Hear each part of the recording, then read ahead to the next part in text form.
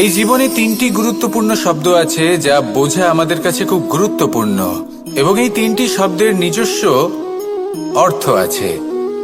প্রথম হলো সঙ্গবদ্ধতা, অর্থাৎ একসাথে মিলে কাজ করতে হবে, একসাথে মিলে পরিশ্রম করতে হবে, সামনে এগোতে হবে।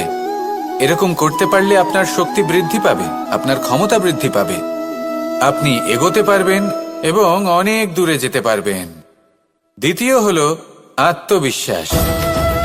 হেরে যাওয়া বস্তুও আবার জিতে নিতে পারবেন। যদি আপনার নিজের আত্মবিশ্বাস থাকে তাহলে আপনি কখনো পরাজিত হবেন না। এবং তৃতীয় হলো অহংকার। জয়লাভ করার পরেও কিন্তু এটা আপনাকে পরাজিত করতে পারে। সেজন্য জীবনে সঙ্গবদ্ধ হন, আত্মবিশ্বাস রাখুন, কিন্তু কখনোই অহংকার করবেন না। এই অহংকার আপনার থেকে সব কিছু কেড়ে নিতে পারে। এই অহংকারের জন্যই মথুরাপতি কংস নিজের পতনের দিকে অগ্রসর হয়েছিলেন। এই অহংকারকে ত্যাগ করুন আর আমার সাথে ভালোবেসে বলুন, রাধা রাধা। আমরা যখনই কোনো গাছের চারা রোপণ করি তখন সবার আগে পরীক্ষা করে দেখি যে যেখানে আমরা চারা রোপণ করতে চলেছি সেখানকার মাটি আদৌ উর্বর কিনা, সেই মাটি সেই চারাকে বাড়তে সাহায্য করবে কিনা। যখন একটা চারা রোপণের আগে আমরা এত কিছু ভাবতে পারি, তাহলে কাউকে বিশ্বাস করার আগে আমরা কেন ভাবি না? জীবনে কখনো এই বিশ্বাসরূপী চারা কোথাও রোপণ করার আগে বোঝার চেষ্টা করুন যে যার উপর আপনি বিশ্বাস করতে চলেছেন সে কি আদৌ আপনার বিশ্বাসের যোগ্য কি না। ভেবে দেখুন সেই ব্যক্তি ভবিষ্যতে গিয়ে আপনার বিশ্বাস ভাঙতে পারে কিনা। এটাও ভেবে দেখুন যে যাকে আপনি বিশ্বাস করতে চলেছেন তাকে আপনি বিশ্বাস করলে নিজের জীবনের উদ্দেশ্যে আপনি অগ্রসর হতে পারবেন কিনা। আর তার জন্য প্রয়োজন সঠিক সিদ্ধান্ত, পরখ করা, কোনটা উচিত কোনটা অনুচিত সেটা বোঝা। আর তাতে কিন্তু আপনি সন্দেহবাতিক হবেন না, তাতে আপনি আরো নিপুণ হয়ে উঠবেন। তাই যদি আপনি নিপুণ হয়ে উঠতে চান তাহলে বোঝার চেষ্টা করুন, পরখ করে দেখুন, কোনটা উচিত কোনটা অনুচিত বুঝুন। আর বিশ্বাস তখনই করুন যখন আপনি 100% নিশ্চিত হবেন যে সে বিশ্বাসের যোগ্য। আসুন আমার সাথে ভালোবেসে বলুন, রাধা রাধা। রাধা কখনো কখনো আমার জন্য বড়ই সুগন্ধি আতর নিয়ে আসে, পারিজাত ফুলের মালা নিয়ে আসে আমার প্রসাধন করবে বলে, এবং আমার সব থেকে বেশি প্রিয় মাখন নিজে হাতে বানিয়ে আনে আমাকে নিজে হাতে খাইয়ে দেবে বলে, সবকিছু আমাকে প্রসন্ন করবে বলে। কিন্তু আপনি কখনো ভেবেছেন যে এই আতর কিভাবে বানানো হয়? সহস্র ফুলের পাপড়ি একসাথে পিষে নিতে হয়, তারপরে তার থেকে যে রস নিঃসৃত হয় সেই রস দ্বারাই আতর তৈরি হয়।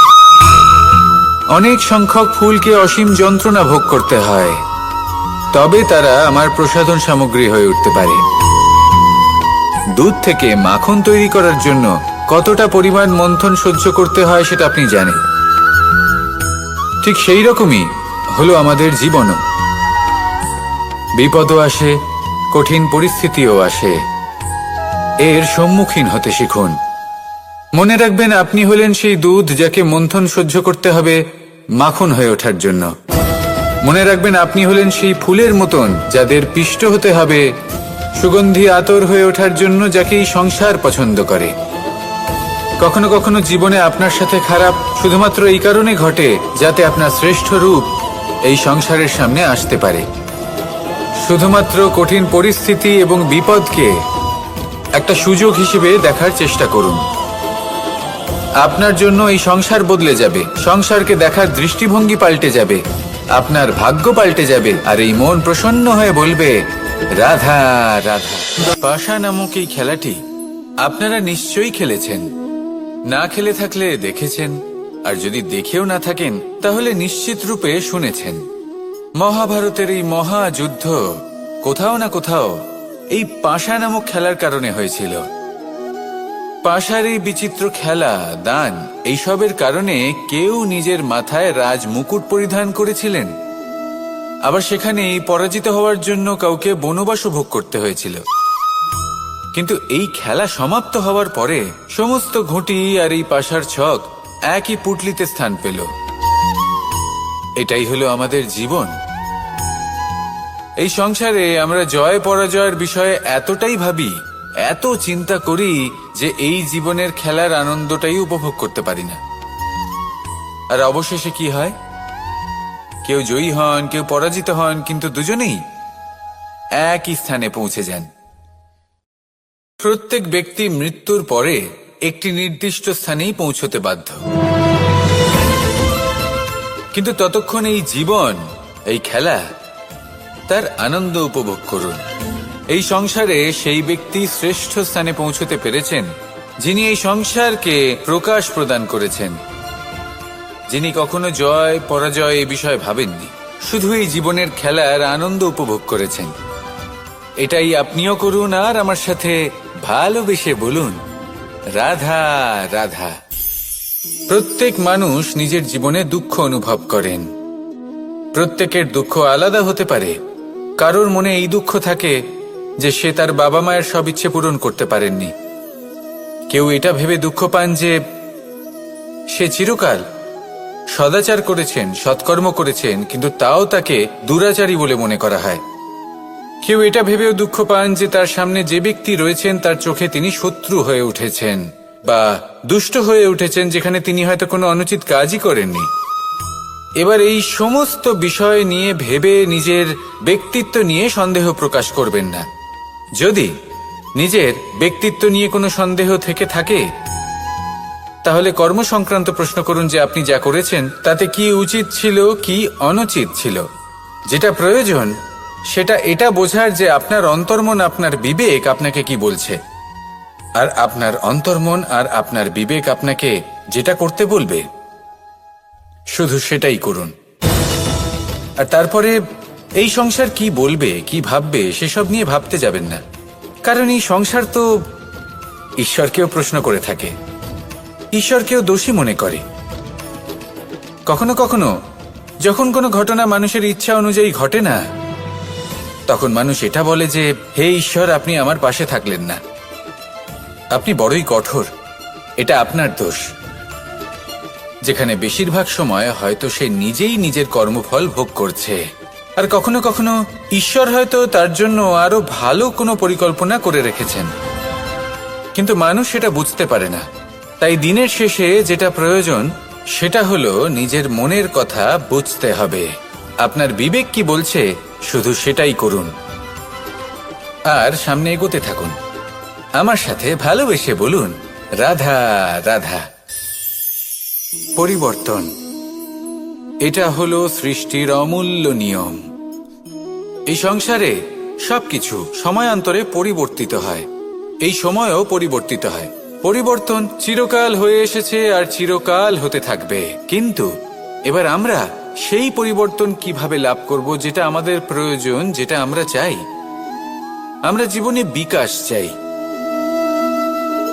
এই বিকাশ কিভাবে লাভ করতে পারি? এই প্রকৃতি কিন্তু আমাদের অত্যন্ত উত্তম উদাহরণ দিয়ে বুঝিয়েছে। একটি বিন্দুর উদাহরণ দিয়েছে যা ভবিষ্যতে একটা বিশাল নদীর আকার ধারণ করে। এটা কিভাবে হয়? মেঘ থেকে একটি বিন্দু ঝরে পড়ে সেই পর্বতের ওপর যেখানে হিম আছে। সেই হিমের সংস্পর্শে আসা মাত্র সেই বিন্দুর সাথে আরো বেশ কিছু বিন্দু যুক্ত হয়। তারপর তারা অগ্রসর হয়, আরো কিছু বিন্দু যুক্ত হয়, আস্তে আস্তে একটা ক্ষীণ ধারার রূপ ধারণ করে এবং সেটাই ভবিষ্যতে আরো এগোতে থাকে। অনেকটা যাওয়ার পর যখন অনেক সংখ্যক বিন্দু একসাথে যুক্ত হয়, তখন সেটা বিশাল নদীর আকার ধারণ করে।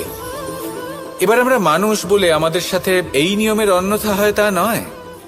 আমরাও এই প্রকৃতির অংশ, আমাদের ক্ষেত্রেও একই নিয়ম প্রযোজ্য। যখন পরিশ্রম করে অনেক সংখ্যক বিন্দু আমরা একত্রিত করব, তখনই পরিবর্তনের নদী প্রবাহিত হবে। প্রয়োজন হলো নিরন্তর পরিশ্রম করা এবং ধৈর্য ধরা। এটা করতে থাকুন, জীবনে সবকিছু লাভ করতে পারবেন। কারণ প্রকৃতি আমাদের এটাই শিখিয়েছে, আর আমরা এই ব্রহ্মরই একটি অংশ, যার দ্বারা এই ব্রহ্মাণ্ড নির্মিত। আসুন আমার সাথে ভালোবেসে বলুন, রাধা রাধা। কখনো এই প্রকৃতির দিকে তাকিয়ে থাকবেন। এই প্রকৃতি অনেক ধরনের শিক্ষা দেয়। কোন একটা গাছকে দেখুন কিভাবে সে মাটি থেকে জল শুষে নেয়। সে ঝড় হোক বা হোক কড়া রোদ সব সহ্য করে এবং অবশেষে সে ফল ধারণ করে। আর সেই ফল উৎপন্ন করার পরে সে ফল কিন্তু সে নিজে গ্রহণ করে না, এই সংসারকে প্রদান করে, যাতে পশু পাখি মানুষ তারা এই ফল গ্রহণ করে শক্তিশালী হয়ে উঠতে পারে, সুস্থ থাকতে পারে। সেভাবেই নদী, সরোবর এরা নিজেরাও কিন্তু নিজেদের জল গ্রহণ করে না, মাটিকে প্রদান করে, পশু পাখিকে প্রদান করে। সূর্য নিজেও নিজের জন্য প্রজ্বলিত হয় না, সে প্রকাশ ছড়িয়ে দিতে চায় আমাদের সবার কাছে, সে আলো পৌঁছে দিতে চায়। এই প্রত্যেকের কর্মে পরমার্থ নিহিত আছে, আর সেই জন্যই এদের সকলকে পুজো করা হয়। তাই মনে রাখবেন, আপনার কাছে জীবন যাপনের অতিরিক্ত যা কিছুই আছে তা পরমার্থের জন্য। তাহলে তার সদ্ব্যবহার করুন আর আমার সাথে ভালোবেসে বলুন, রাধা রাধা। আমরা প্রত্যেকেই অবশ্যই এমন সময় দেখেছি যখন অনেকগুলো সমস্যা একসাথে